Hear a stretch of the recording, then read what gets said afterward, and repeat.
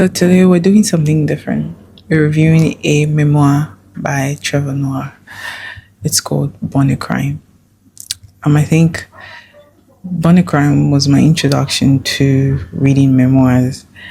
After reading Trevor Noah's memoir that I finished in a setting, I remember getting the book and I didn't sleep the whole night. I was awake and I read it in one sitting through the night while stifling a lot of laughter. It was an amazing book. I don't know which other way to describe it, but reading Born a Crime by Trevor Noah gave me all the feelings, all the emotions. It was so perfect. I heard that they are making it into a biopic where Lupita Nyong'o would play the main character. That's his mother, and I hope it's true, and I hope it's out soon because I really loved reading the book. After reading Trevor Noah's memoir, I literally started building a library of memoirs.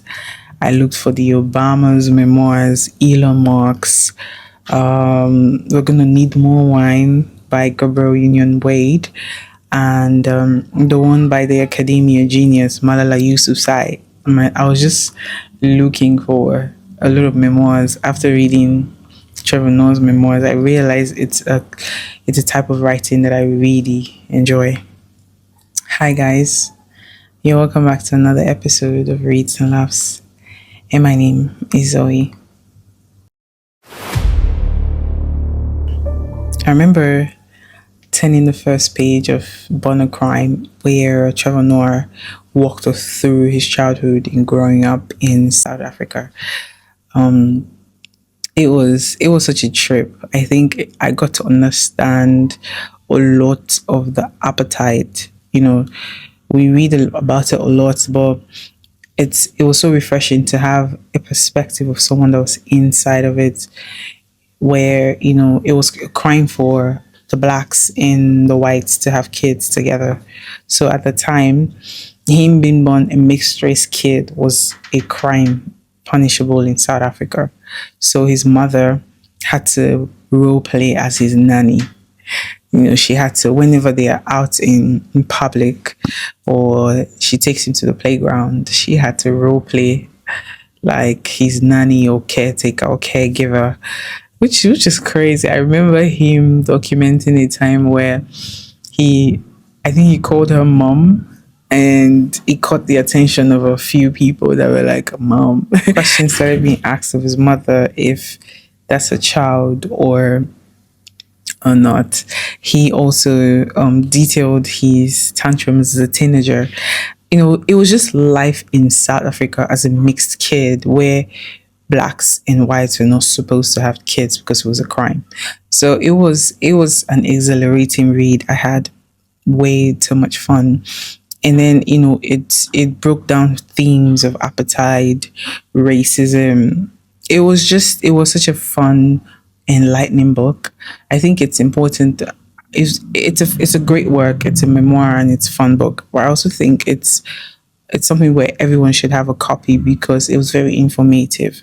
We got to know a lot of things about South Africa and from a perspective of someone living actively in it. And it was not like from the place of trying to be a historian or anthropology, but it was just from a fun perspective. And I think that was what made the book very alive. There were pages I had to screenshots. Like reading that book, I think I highlighted almost all the pages. Reading it, I kept everything was just a standard point.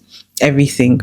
I remember. I think one of the sad parts of the book was when he highlighted the story of his mother's abuse with his foster father, and it just brought to light how slow the justice system is to giving women justice in Africa, because his mom went through a lot of abuse from his foster father. Very, very unhealthy. It was very unhealthy dynamics, physical abuse, financial manipulation. It was a lot, and his mom is such a dogged character, but she went through a lot of abuse that she did go to the police to report and make statements about. But the police never took it seriously. They always waved it off as a family affair, especially because the man was a mechanic and he would fix their police vans, I think probably for free or for discounted prices. So the worth of a justice was exchanged for the repair of their pickup vans, because when she eventually got separated from the marriage because of how abusive it was, and she had lived blocks down because Trevor Noah was now doing shows and as a young comedian, and he was, sending money home. And so life was getting much better for the both of them. I think they were coming back from church and he shot. His mom was shot by the ex-husband and the bullet went through her head and came out of her nose. It was crazy. I remember one of those scenes where he cited that, the man was close up with the mom and the bullets were firing. But immediately she got in the car and was getting away, that was when he shot and came through her nose and she survived.